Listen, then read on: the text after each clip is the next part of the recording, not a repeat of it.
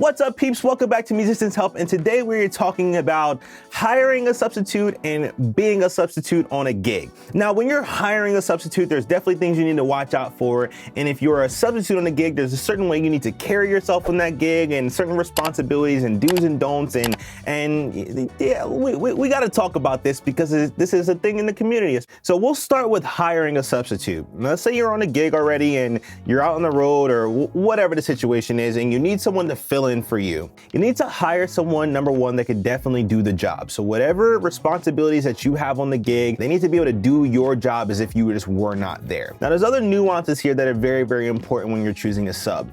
You also need to make sure they're professional, and that just means they're on time. They're probably not going to be drunk. They're not going to be doing anything that you wouldn't be doing that's gotten you the gig and kept the gig. They essentially need to act as you, but just obviously not you. They can bring their own flair and their own personality, but it can't be a situation where it's a jarring thing to the band or the artist, you not being there, and now you have this another person and they're coming in, maybe they're smoking too much or they're drinking or they have an attitude or maybe they're super demanding or whatever.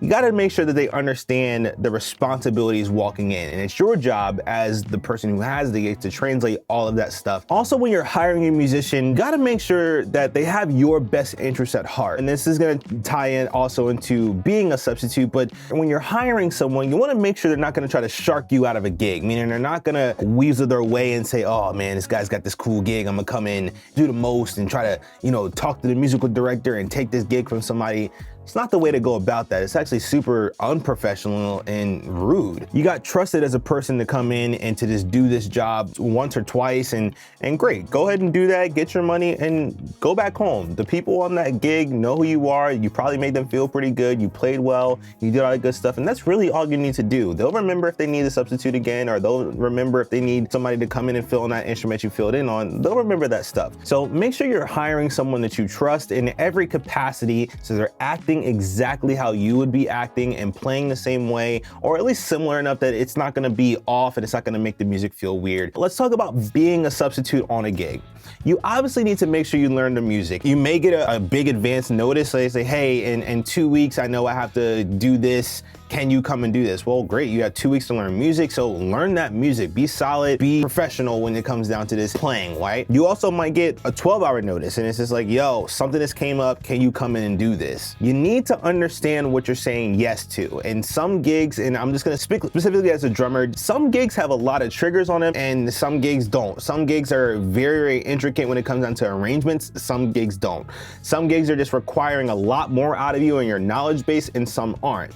You need to know yourself as a musician and just be able to say, hey, I can do this in that amount of time and do all of the things that are required that you're doing in that seat, or not. No one is gonna fault you for saying, no, you can't do something in a short amount of time. They'll actually respect you more by you not tanking the performance and understanding what you're capable of. Now, when we talk about this learning music, that's the bare minimum. You gotta be able to learn the music in whatever time frame that you have. Another part of this is also being professional. It's just talked about the same thing when you're hiring someone, but these all translate to each other.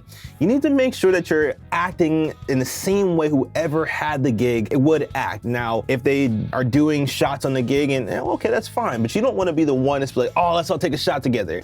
Read the room, figure out how to navigate this, and just to make sure that you're not overstepping or just being this like boisterous personality. I'm not saying that you can't be you. I'm saying that you need to carry yourself in a professional manner so you're not making the room feel different than the person that you're replacing. Remember, they're the one that got the gig. You're just coming in to fill in a little bit, and you don't want to make things feel different in any way, shape, or form than that person would. Now, another important thing when you're filling in for someone, you need to go in there with, I'm trying to think the best way to say this, with the right mindset when it comes down to just work. Now, you got trusted to come in as a substitute, so they obviously trusted you to just do all of the right things.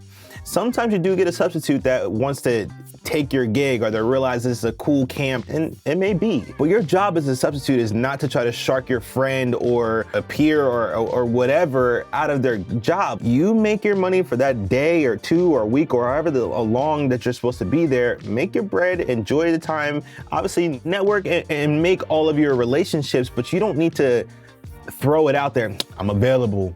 Yo, I'm free. You know what I'm saying? My schedule's clear. I know this person is doing. Yo, that's rude. That's disrespectful. It's not the way to go about that. And ultimately, if you're with sound people that you're saying that to, they're gonna take note of that and say, oh, you would do that to me, so I'm good on you. You need to carry yourself in a respectful way so you're not overstepping your boundaries. Totally fine to connect, but specifically saying anything similar to I'm available, I'll take this gig if he can't do this or she can't do this or whoever you're filling in for, yo, that's too far. Now there's some variables here that you might not expect, right? And sometimes you can be a substitute on a gig or hire a substitute and then management is like, yo, I like this person, let's see if we can bring them on, they can do the rest of the dates. I'm gonna talk about this from both angles. Let's say you're the person that hired a substitute and this happens. At the end of the day, you can't really control what management does or the artist. At any point, they can decide they want to replace the entire band, retire staff and whatever. Well, you don't really have that luxury to try to dictate the way they want to go. Sometimes things happen and that's totally fine. But if you are the substitute and you get approached by the manager or you get approached by the artist and say, yo, are you available for these dates?